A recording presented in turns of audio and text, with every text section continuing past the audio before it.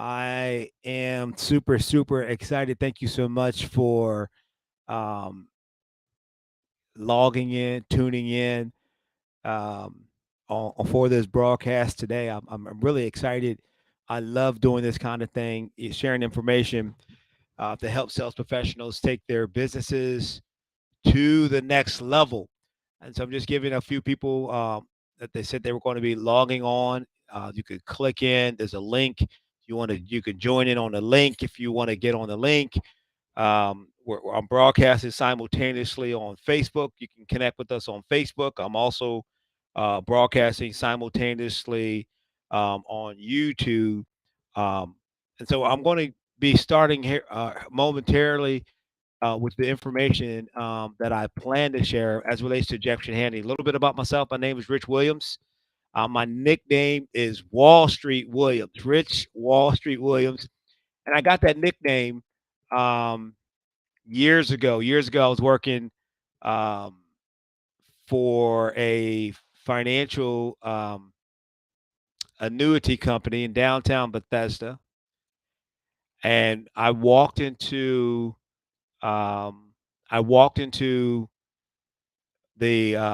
my team. The team was there. I walked in the office in the morning. One of my team members said, "Hey, Rich, we're going to call you Wall Street because you walk like you have money." And and we just kind of chuckled and laughed a little bit.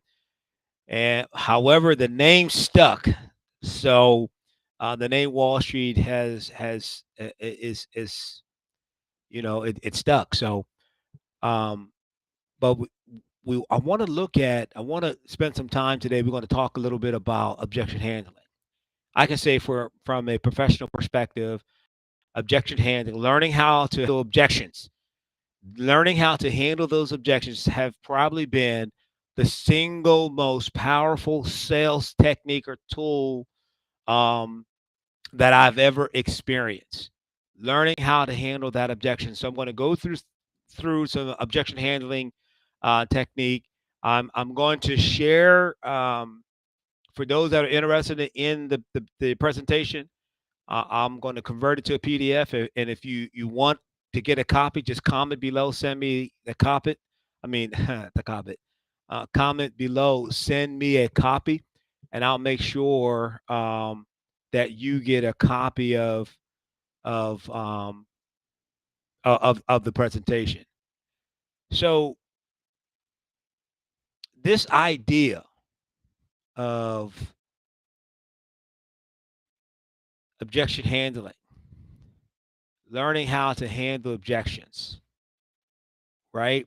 The principle behind handling objections, it's really understanding a few basic things, and I'm going to take you through those basic things that we can do as it relates to um, effective objection handling techniques, etc. So let me see the PowerPoint. Uh, we were working on having the PowerPoint loaded. Let me just pop over here and see if the PowerPoint is ready to go. We can jump right into this presentation. I'm hoping that now you should be able to see the presentation on the screen on the elementary basics of objection handling and that whole process. So objection handling. What is objection handling? Objection handling um, is a couple of basic things, right? We got to understand what it is we're against, right? We have to understand how we're going to handle that objection and the mindset about it. The mindset about the objection handling piece. So today we're going to go through uh, four what I think are key areas to keep in mind as it relates to objection handling. Number one is the difference between a stall objection and a condition, right? Number two is um, technique. We're going to look at three different techniques. The third thing is the 7 different awarenesses as it relates to effective effective objection handling. And then finally, we're going to share the objection handling track. Now, the objection handling track is something that I use even in my personal life with my family. I use that. So understand this at the very beginning, the 80-20 rule. What is the 80-20 rule? Well, we know there was an economist back in the late 1800s who came up with this 80-20 principle, right? The 80-20 principle. And the 80-20 principle basically says in a financial setting, in a financial condition, a financial, um, from a financial perspective, like let me back up. So in real estate, I learned that 80% of the wealth is being generated by 20% of the sales professionals, right? That's the 80-20 rule. And an 80-20 rule in the office or in the business, 80% of the results come from 20% of the activity. And so the key is for us as sales professionals, us as business professionals, to understand and be rock solid on what our 20% is. You got to know that 20%, right? And so understanding that means that until I get real good at handling objections, I'm going to be dividing up 20%. If there were 5 of us, right, that were competing, understand this, that that 20% is what we got left, right? That 20% is what we get until we get good at objection handling. We're going to be in that category competing to 5% of the money. And I'm talking now specifically from a selling situation. So understand that there are 3 keys to a successful objection handling. Let me just get right into this. Now listen, I'm going fast because this is only designed to be about a 33-minute conversation. And it's a much longer program that I put together as it relates to objection handling, breaking it down, and then making some live calls. I don't know if I get a chance to make some live phone calls today, but I'll be back next Friday doing the same thing, talking about sales, talking about objection handling, and making some live sales calls. But the 3 keys to successful objection handling. Key number 1 is help you understand what it is that you're up against. Understand what you're up against. Listen, you never can solve the problem until you first identify what the problem is. You never offer a solution until you understand what the challenge is. So when you go through a process of objection handling, it helps you understand what it is you're up against. The second thing is learn the 7 awarenesses of handling objections. And then we'll look at the actual how to portion of it. But these are what I refer to as 3 keys in successfully handling objection. You got to know what you're up against. You got to know the 7 awarenesses. And then you got to know how you're going to handle the objection. So understand this, that there are stalls, right? There are objections, and then there are conditions. The definition of a stall and objection handling process is what a person or prospect says to hide for whatever reason, the real reason they feel as though they should not make a decision. The most common stall that we hear in a selling situation is I want to think it over. Right? Or maybe let's flip this from an HR perspective. You interview a candidate, you make a job offer to the candidate. The candidate says, I want to think it over. So now it's our job to find the real reason. What do you really want to think about? Right? What's the real reason? Then understand that another type of an objection is called the actual objection itself. Right? So there's stall, a person will stall. Let me think about it. The second part is an objection. And what is the objection? It's the real reason they feel as though they shouldn't make a decision today. Let's go back to a stall. The stall is what a prospect says to hide for whatever the reason or the real reason they don't feel they should make a decision. That's a stall. They're hiding. The objection is the real reasons why they feel as though they can't make a decision today. So our goal is to maybe change their feelings. And then there are conditions. The real reason they can't make a decision. All conditions can be handled during an investigative stage. What's the investigative stage? I said earlier that you can't solve a problem until you first identify the problem. You can't offer solution till you know what the challenge is. So if there are conditions, for example, I sold real estate, and one of the things that I came across on occasion in real estate is when it was an estate sale, and I'm talking with one of the heirs, and they say, "Well, I need my brother, I need my sister, I need another family member to sign off on this contract." That's a condition. That's the reason why they can't move forward. They want to move forward, but they need written permission from other parties. That's a condition. I hope this is making sense. I hope this is making sense. So how do we handle the stall? I want to think about it, right? I want to think about it. So you can't see on the slide. Unfortunately, I can't move the letters. I'm not sure what happened to the letters, but the letters are supposed to say the words say the what is it approach. This is some elementary basics of objection handling. What is it? If I'm selling real estate, I'm using real estate as an example, and someone has an objection about what I think the house is worth, what price I should put it on the market at. The person said, Rich, I appreciate you stopping over. This is great information, but we want to think about it. So now I'm going to hit them with the what is it technique.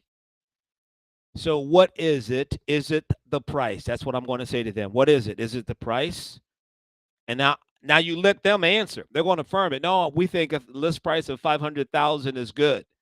Okay, what is it? Is it the net? Is it what you get after we sell your house? And let them answer. No, we're okay with getting $100,000 back. So is it the terms of the contract?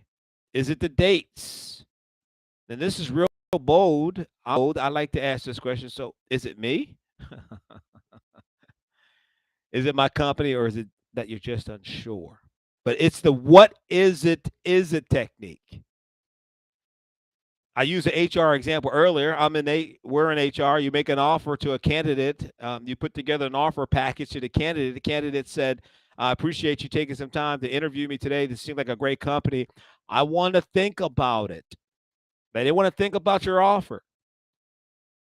And traditionally, what do we do? Well, because we don't want to push people. We don't want people to feel uncomfortable. We don't want them. But I'm telling you, it's okay to push a little bit. It's okay to invite intriguing conversations. I love it. It's okay to invite an intriguing conversation, a curiosity, a curious conversation. I've learned professionally and personally that if I were to ask questions, I stay in curiosity and I stay far away from judgment. Oftentimes in communication and conversations and in a selling situation, we approach it from a judgmental perspective. I'm not trying to judge. I'm just curious. What is it? Is it this salary? No, I'm okay with $75,000 salary. What is it? Is it the benefits? You see what I'm doing? What is it? Is it the benefits? No, the benefits look good. Look good. I like the matching contribution from the company, whatever the case may be. What is it? Is it the start date? Do you need more time? No, I'm okay. I'm okay with a 2 week. See, but what you want to do is you want to invite them into an intriguing conversation that's based upon curiosity. I'm just curious. What is it? Think about this from a hiring perspective, and I've done staffing and business development. That's why I'm comfortable going back from sales to selling houses to staffing, right? Think about this from a staffing perspective. You got your ATS, right? Your automatic your application tracking system, right? You got that working, and you're looking at resumes, and you got Indeed, you have Career Builder, you have whatever you're using to get that person to have that kind of conversation. Maybe that person sat through 2 or 3 interviews. You've invested company dollars. You invested administrative time. I am not going to let this person off the hook that easy. Am I making sense? I'm sure you can feel my passion, right? From a hiring perspective, there's company dollars that we have invested in getting to this table, getting to this conversation. Now, you're not telling the candidate that. It's the mindset. We're operating a business. We are a for-profit operation. What is it? Is it the salary? And they just kind of lean back. What is it? Is it the benefit package? What is it? Is it the start date? What is it? Is it the company? Is it me? Right? You want to invite them into an intriguing conversation. That's what we're doing. I can appreciate you wanting to think it over. I would too if I had unanswered questions. This is what I'm saying to them. And I don't want you to do anything that you aren't comfortable with. Take them into the what is it? Is it price? What is it? Is it terms? What is it? Is it dates? What is it? Is it net? I'm hiring. What is it? Is it the salary? What is it? Is it the benefit package? What is it? Is it the start date? Is it me? Look at this dialogue. I can appreciate you wanting to think it over. I would too if I had any unanswered questions. And I surely don't want you to do anything they aren't comfortable with. That's what we're saying as we take them through the what is it? Is it? And if you go through the what is it, here's a second technique. If you go through the what is it, and they still are unsure. Now, with the second technique, and the second technique is the choice of three, right? The choice of three is it a money issue? Whether you're on the hiring side or you're selling a product to a client or prospect, is it the money? And I usually set this technique up with dialogue that sounds something like this. Bob, I surely appreciate our time together today. Um, but I'm just really curious. Was it the money? Right? In my experience, usually when a client isn't comfortable moving forward, there's usually three reasons. May I share those reasons with you? Sure, go ahead, Rich. Bob, is either a money issue, it's a time issue, or maybe something they're not convinced of, or they just don't trust me. I know. That's loaded emotionally, isn't it? Bob, appreciate you sharing. Bob, appreciate you setting time aside to speak with me today concerning this.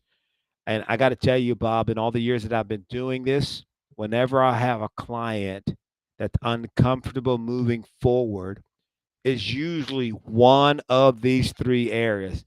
May I explain? That's called permission based selling. May I explain? They say yes. They've given you permission to take the next step in the selling conversation. Usually, my experience, Bob, there's three reasons. Either it's a money issue, it's either a time issue, or maybe they're not convinced about something and they need more time, or they just simply don't trust me. Are any of these three your reason, Bob? I know that sounds uncomfortable. Some of you are thinking, I can never do that. Yeah, I can do that. Ladies and gentlemen, we're professionals, right? Whether you're on the hiring end or you're on the selling end, selling meaning you're presenting a product and or a service. You and I invested time and energy, resources, money, etc., to get to this point in this conversation. This is a golden conversation. This is a golden moment. And I am not going to walk away from this moment too easily. And neither are you. Choice of three. And what if after I do that second technique, the first technique is what is it? Is it? Second technique is the choice of three. What if they still say no, Rich? Is it possible that they still say no? Say yes. Bob, I'd rather have you say no to me now than for you to say yes and regret it. Let's pretend you did say no. What would you be saying no to? Now, if you feel comfortable, that's that other piece that you want to take. But this whole conversation today is really about handling the objection, being aware, practicing in advance for this conversation. So awareness is that will help prepare you. Number one, understand this about objections, that they're not scientific. Do something as opposed to nothing. What you show is less important than doing something, right? I remember I was in a training event, and I shared with the group that I was in. I said, some of you use the SEAL technique, SEAL, the SEAL technique. They said, what's the SEAL technique? Your client says, we want to think it over, and here's your technique, the SEAL technique. You go, are you sure? I know that was my impersonation of a SEAL, SEAL. Doing something as opposed to nothing. Number two, handle objections only when necessary. Sometimes you can handle them before they occur. Sometimes you handle them later on. Sometimes as they occur, sometimes never. But be aware that you only handle the objection when it's necessary. The third thing to understand about awareness is there are approximately 300 million people in the U.S. So there could be potentially 300 million reasons why people can't move forward. So OHT or objection handling tracks or techniques are used to change people's feeling when they want to procrastinate. Awareness number four, most OHT, objection handling tracks, don't work most of the time, but they all work some of the time. So you need to know a bunch. You need to have different techniques. I just quickly covered three techniques. A fourth technique would be the feel, felt, found. To understand how you feel, right? Feel, felt, found. Feel, felt, found. To understand how you feel. Talk to other people in the past who have felt the same way, but here's what we found, right? These are techniques. These are techniques for a selling situation or intriguing conversations, as I put it. Awareness number five, the attempt will get you further than the actual OHT. Sometimes they just need a nudge. I want to think it over. I'll go on. It'll be okay. You're making the right decision, Pop. Sometimes they just need that nudge. Now, listen, friend, it may sound a little pushy what I'm doing. It sounds a little pushy. I get it. It sounds, some of you are maybe a little uncomfortable. Some of you may say, well, I will never say that. And that's okay. You don't have to. You don't have to. My goal today is I want to raise your awareness about these objections that you're getting hit with in a selling situation. Try to have at least two or three objection handling techniques or dialogues for each objection. Go look at your industry and discover in your industry what are the top objections that you hear from prospects or clients that prevent them from moving forward. If I'm in the hiring field, if I'm in the staffing side, if I'm on the staffing, hiring, HR side, I'm going to look at what are reasons why clients or candidates are saying no to a job offer. When I make a job offer, why are they saying no? Right. So I will put together a list of two or three top reasons why candidates say no when I make a job offer to them. And then I'm going to have results for each of those reasons why they're saying no. Now, I know what you may be thinking. If a person don't want to work here, I don't want them here.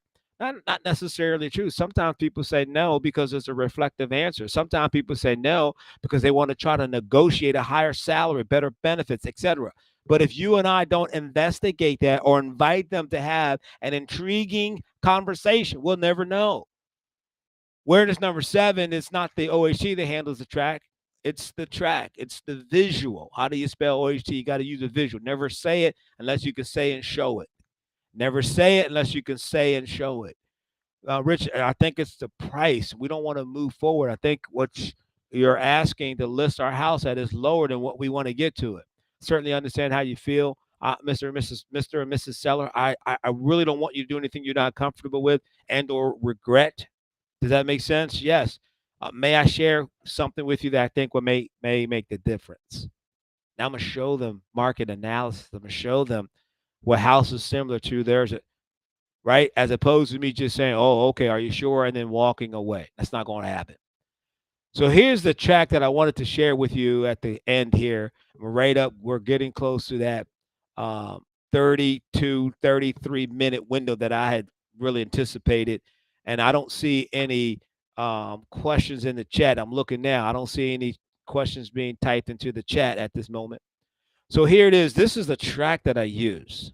This is the track, right? Step one, step two, step three, step four. I'm sequential in my thinking. I like to have a process, a model to follow. And so I've learned this years ago: cushion, question, isolate, handle, close. Cushion, question, isolate, handle, close. Whenever I'm in a selling situation, I'm having a selling conversation, or I'm inviting people to an intriguing conversation, and an objection comes up, I go through cushion, question, isolate, handle, close. Cushion, question, isolate, handle, close. Here's how it works.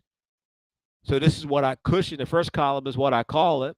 The second column is the objection, and the third column is possible. Excuse me, possible dialogue. So say I want to think about it.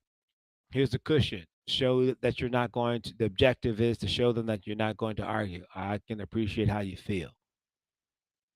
The second step is to question. Now, the objective of the question is to find out what you got to handle.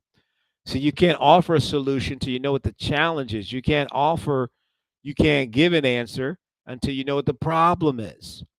So the question, the intriguing conversation, the question is designed to clarify my thinking.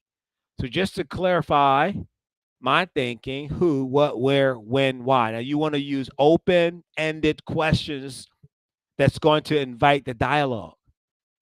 Have you been thinking about selling your house for long? No. End of the discussion. Right? Do you want to work for my company? No. End of the discussion. I'm not going to ask, do you want to work for my company? How long have you been thinking about other offers? What is it about the package or the salary that you have questions about? Is there anything about, right? So, how do you feel about our mission? See, I'm asking an open-ended question. I'm asking an open-ended question, and then isolate. Make sure it's the only thing.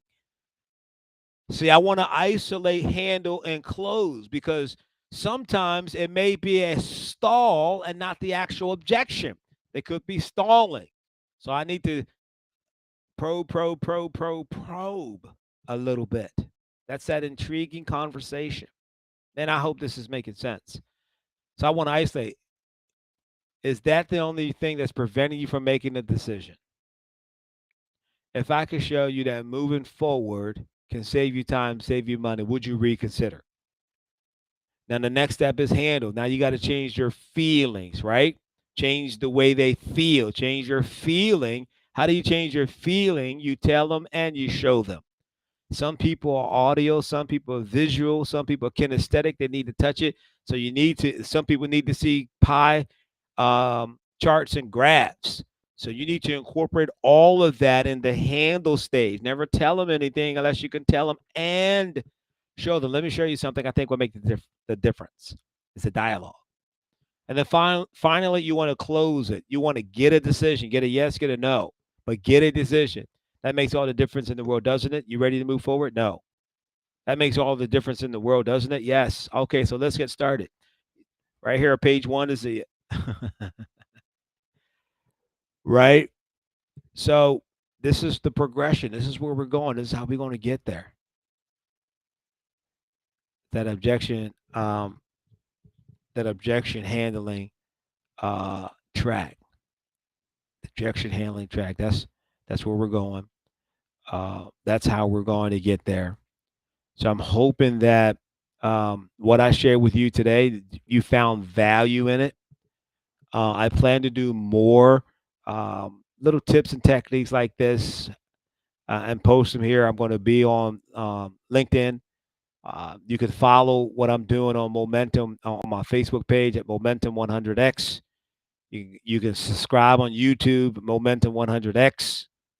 If you want to have a more in-depth conversation, you can email me at momentum100x@gmail.com. So I appreciate everyone's time today. Hopefully you found value in these 32 minutes that we spent together. Friend, I want to tell you, I'll see at the top because the bottom is just too crowded. Now, we never look down on anyone unless we're looking down to give them a hand up. Believing that you can is way more profitable than believing that you can't. I'll see you.